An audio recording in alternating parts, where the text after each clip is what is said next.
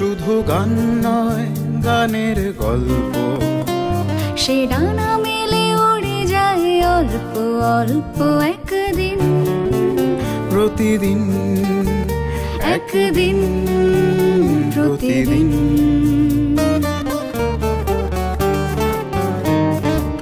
কেন সে গান গায় সে কথা অজানা, সে সর সন্ধির সন্ধিতে নিশানা। কেন সে গান গায় সে কথা অজানা, সে সর সন্ধির সন্ধিতে নিশানা। সে কাকে ডাকে কে মনে রাখে, আলো ছায়া মাখা হারানো দিন। সে শুধু গান নয় প্রাণের স্পন্দন, যার কথা মালা হয়ে ওঠে চন্দন সুবাসে প্রতিদিন, একদিন প্রতিদিন।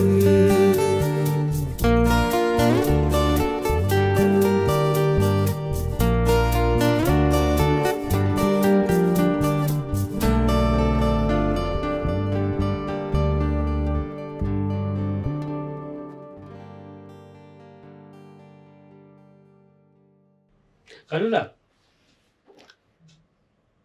কিছু কিছু গান তো আপনার মনের মধ্যে গেঁথে আছে, ঠিক যেভাবে ইনস্ট্যান্টলি আপনি বাজাচ্ছেন, আপনাদের প্রত্যেককেই আমার মনে হয় যেন একটা ডিকশনারি। তো সেই ক্ষেত্রে এই হারমোনিকা যে পিওর মিউজিক, ধরুন ল্যাটিন আমেরিকান মিউজিক বলি বা ইটালিয়ান মিউজিক যদি বলি, আপনাকে খুব আকৃষ্ট করেছিল কোন ধরনের মিউজিক? বাজিয়ে বাজিয়ে খুব আনন্দ পেয়েছিলেন? না, পিওরলি ওয়েস্টার্ন মিউজিক।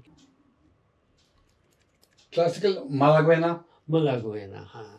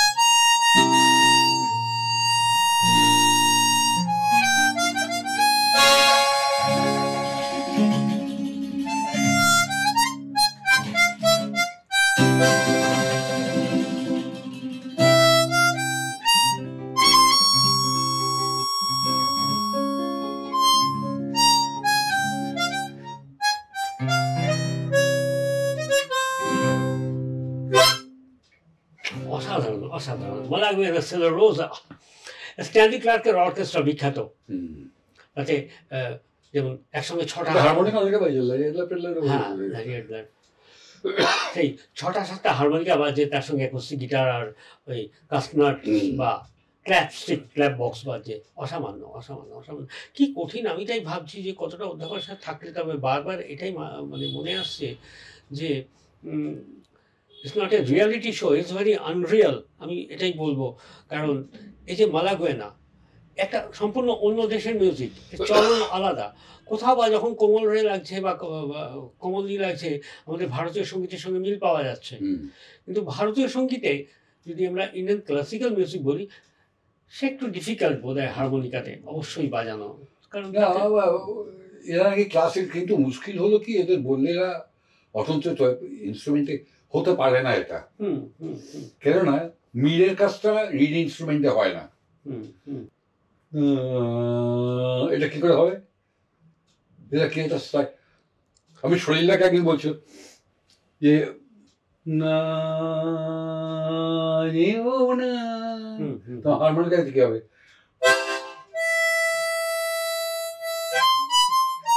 টাকা টাকা এরকম তো নেই, এটা বাজিয়ে যাচ্ছে, আমি কোনদিন বাজাই না। আচ্ছা, কারণ আর একটা জিনিস খুব জানতে ইচ্ছে করে, মানে মনে হয় এত সুরের বোধহয় লাস্ট মেলোডি মেকার যিনি ছিলেন সুধীন দাশগুপ্ত, আপনারা তো খুব কাছে থেকে দেখেছেন তাকে, ওনাকে এবং পরিমল দাশগুপ্তকে দুজনকে। তো ওনার কাজের যে ধরন সেই সম্পর্কে আপনি কিছু বলবেন? ওনার অ্যারেঞ্জমেন্টস, ওনার মিউজিক অ্যারেঞ্জমেন্ট করা, অ্যারেঞ্জমেন্টের সঙ্গে থাকতাম না আমি কোনোদিন। যখন গানের দরকার হয় কাজল চলে এসো, কিন্তু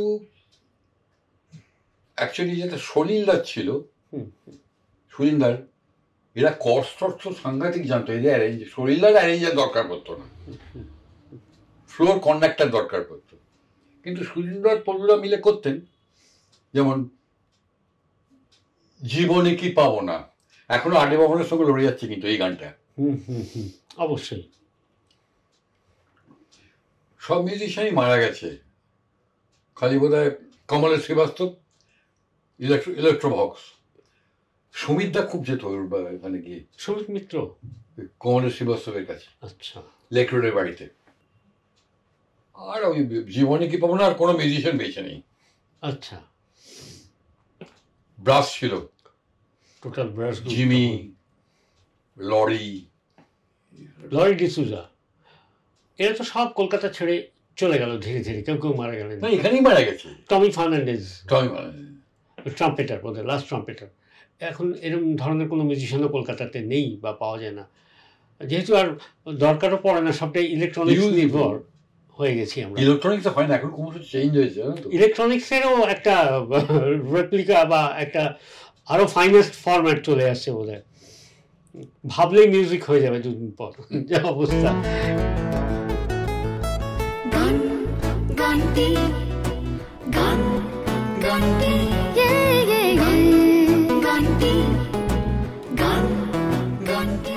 একটা গান খুব মনে পড়ছে, যে এটা হয়তো দেখো তুমিও প্রশ্ন করতে পারো, মানে তুমি হয়তো মাউথের গানটা হাতে নিয়ে ভাবো যে কে প্রথম কাছে এসেছি, মানে তুমি না আমি আর কি, মানে মাউথের গান না তুমি, কে কার কাছে এসেছে বলা খুব মুশকিল। অনেক শ্রোতে বাজিয়েছিল, একটু শুনি।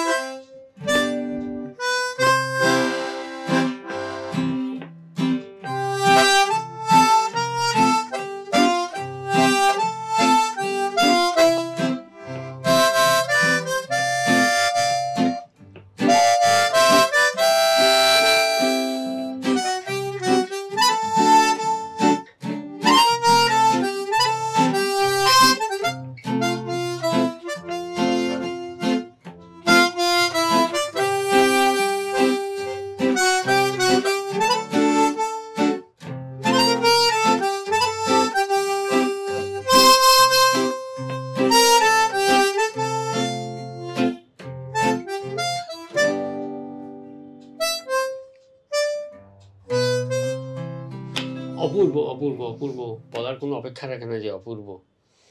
সত্যি বলা খুব মুশকিল কে প্রথম কাছে এসেছে, যে মাউথের গানটা সঙ্গী করে।